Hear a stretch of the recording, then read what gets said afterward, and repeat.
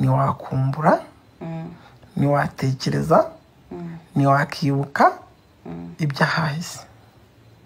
Ngewe ndamutse ndyamye mu gitondo bakabyuka bamforomasi, hari ibintu nyine nasaba ngiye Imana ko imforomata mu mutwe wanjye ikamforomata ikankuramo wa wundi twari turi kuri live ejo bundi.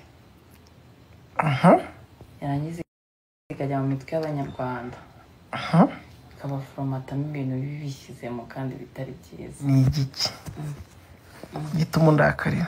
Iyo umuntu mudakundana bya nyabyo ntabwo mushwana, kuko nta buri wese nta kintu na kimwe ntabwo witaye ku bintu bye nawe ntabwo witaye ku byawe. Ikosa nyine yakoze ikosa ntabwo uribona ko ntabwo mukundana. Ariko iyo umuntu mukundana bya nyabyo buri kantu kose ukitaho murashwana ariko mukongera mukiyunga. Rero nuko nyine mukunda bya nyabyo mba ngomba kugucishamo ijisho nyine nkareba ibintu byose, nkareba ko nta uri gutana kugira ngo ngarure. Umva bikaze. None se ni iki nkora kikakubabaza? Ati n'umuntu kikambabaza ntabwo kimake sinzi umuntu wakoze kiyazi bizite shiri. Iyo video yawe ntabwo irangiranye uko uzi ko ufashe nk'iminota 7. Na video se isi ndakuye ko ari video. Niki? Ari video se wafashe 40. Nyina rukuboro tukimenyana. Hari ukuboro? Hari ukuntu kuboro we. Hari ukuntu tukimenyana nakubwiraga ikintu kahita ucyumva ukanacyemera ariko ubuyo sinyumva. Ntabwo numva. Niyo gituma numva se wowe uzi kubigenzura. Ntabwo mbizi. Bagwitishimo gufata n'amahitamo wakishakira undi mugabo. Oya kamubwire mu gitondo naye ndi kubibwira mukuru wanjye kuri telefone. Naye ndi kubwira mama. Ejo ndamuma arambaza ngese arambaza ese ati ngera ntabwo mungu turaganira cyane ndamubwiramo mukuru wanjye abantu bose urabazi. Ndamubwira nyine kubira biratandukanye ahitambwira ngere nk'ikintu ngo nakundi ngaga ntaga nk'inzoga nyine n'umusore wiyubashye. None mpita mubeshya ngumva ngo ejo bundi ngo yarankubise ngo yawe ntabwo yabikora. Reka ngende nditonda mwana. Ndamubwira ngumva ngo reka ngo wabura ntakundaga ni wandi w'urusatsi. Ariko urumva ko ibyo biba bifatika. Ngewe mukuru wanjye yakunda umuntu nuko yaramubonyemo buseriye. Ese bibi ntabwo uzi ko uri kumukundana n'umuntu uvuga ati apfo.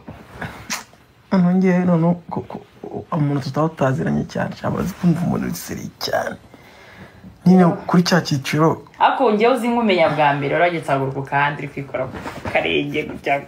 Arabonye. Umunsi wa kabiri urazana nayo nakore mu gisimenti uricara umwaga Sprite tugenda nsigara mbwira abantu uramunga ariyemera. Umunsi wa gatatu gusanga inyuma uri kumwe na Baraka. Ndumva ariko naguhaye nimero zanjye ahari. Burasi byora. Kandi nzifite. Wari usanga mwe. Agana yina nagukunze nawe. Nanye kwe. Nakoshye narancagiye nyine turi kumwe kazima. Ngiye nayo nazigwereye kwa Baraka. Ndabyibuka na kamarade yarahari. Kacanye na kamarade. Niba naguhaye nimero zanjye ariko ngewe ntabwo nabitinzeho. Umvaga nyine utankunda. Nabona buri idage warahe. Karabwiye naza kabarade ndavuga se bana no mujama kuko naba mwinzoga nka Sprite. Noneho nibwo twatangiye nibwo cyagiye nari ndyamye mu cyumba cyanjye. None ngiye kubona mbona umva ngo mbonye Miki crush waje uranzamuye. Tangira kunyibutsa ibintu ntibuka umvunyeretse wanyu mpita mwibuka. Ntamubwira wa mungu wambaye isaha nziza.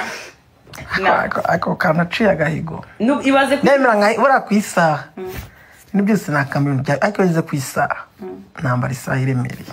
Ariko umva. Kananye kwambara amasaha kabisa 2020. Ariko ubwo ndavuga tuvuga sinzi ibintu twapanze nza kukureba muri Genesis. Uburamfasha nzera ngurutsa Genesis. Hariya noneho nakubeshye. Yaje turi kumwe Genesis cyane bwa mbere dusohokanye kwa kundi. Nubwo natekerezaga ibintu byinshi gusa akurebaga nka kwibwira. wanze ko muri Genesis tumereze icyayi ngo ningufashe nkumva harimo akantu ibaze nyine umukobwa nize nkamuha icyayi ngo mfashe akameze icyayi siko umuntu wamfashije ngo mfasha ndaje ndi kugenda nihuta ngiye kujyana na babu uhituma amagara wambaza uriyenda kubwira ngo nagiye ngiye muri host uhita umbwira ngo okay nta kibazo igihe uvaho nongera kugusanga ahantu ahantu nagusanze urahazi ku Gisozi bandaje abantu bose mbasuje oya nyuma ya hariya nimba ariko nagupostinze ariko njyewe uzi impamvu nagupostinze njyewe nabonye yapostinze wagiye mu ndege kubera ko twari tumaze wari umaze igihe nyita crash karakanturuka umubwira umuntu nyibonera post yawe siko becya mubwiza kuri baby nibona ira post yawe nkabona handitse kuri status akandikaho none mbaza ngira foto niwe muntu wayifotoye ni Lucky none reka musobanurire kugira ngo posting ira foto byagenze kwa ko wari umaze iminsi unyitaho ndi crash wawe naravuze okay reka naje muhoza umutima mwite crash nyine tu oya ndavuga umuntu umaze igihe nyita crash none wa posting ugiye ndavuga okay reka nanjye mpite mu posting anye bya screenshot numva nanditse ngo my crash wanjye agiye mu ndege no simukira siko nanditse sinda ntabwo nzi nimba arayibonye gusa nyuma mbwiye ko abibonye ndikomereza hara no umutima ndanje ari wambwiye ngo nguraza nakoreye ni waza ngo amagara urambwira ngumva ngo ndaza kukuvugisha ni wanamamagara ariko nende n'abadidi mani okay nta kibazo twe twakoranye nyuma nibwo waje ahantu nakore mu gisimenti sibyo nabwo waraje ugenda utavuze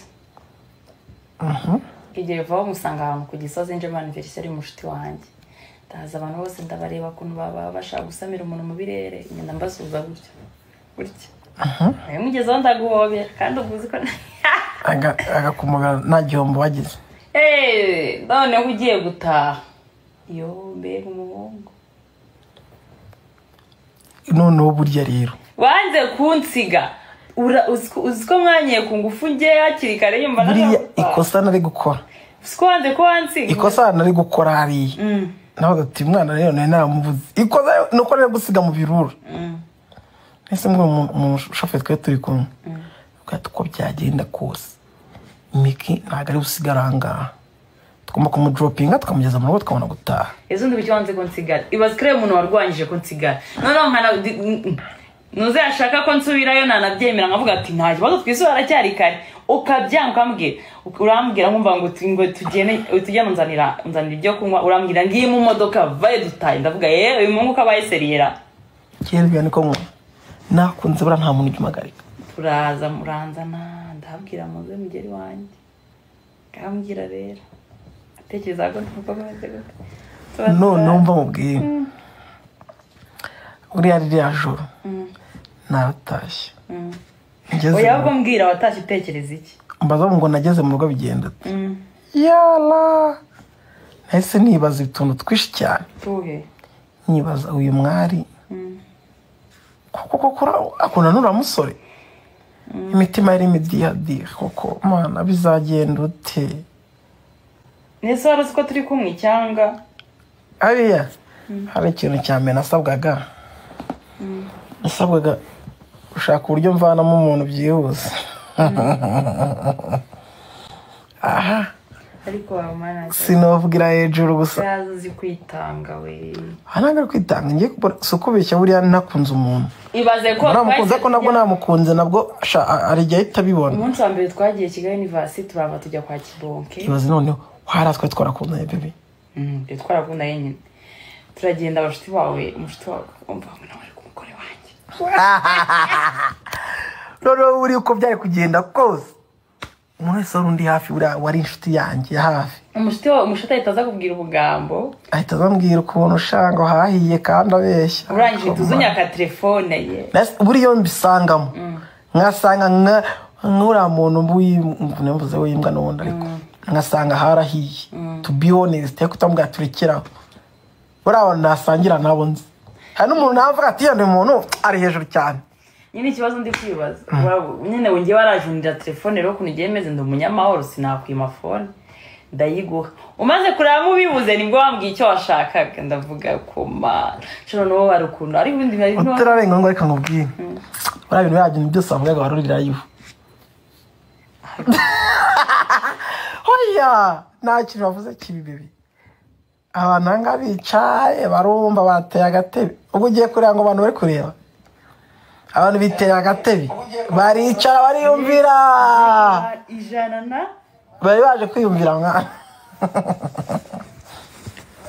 sharo umugore basaza batera agatebe baraza bariyumvira waruzi ngo n'utuntu dusanzwe ngise waramwanze ndabakunda cyane uza cyakora nta muntu ndabloka nihanganye pe nta muntu igize mboroka nabirwanisha ibibazo mbazaga byarangeze umugome mukiri live no mugire ko ndi live waruzi ko ndi gufata ka video ariko ubu nibazaga video wafashe no cyoza ya produce yishyira byo kwa uploading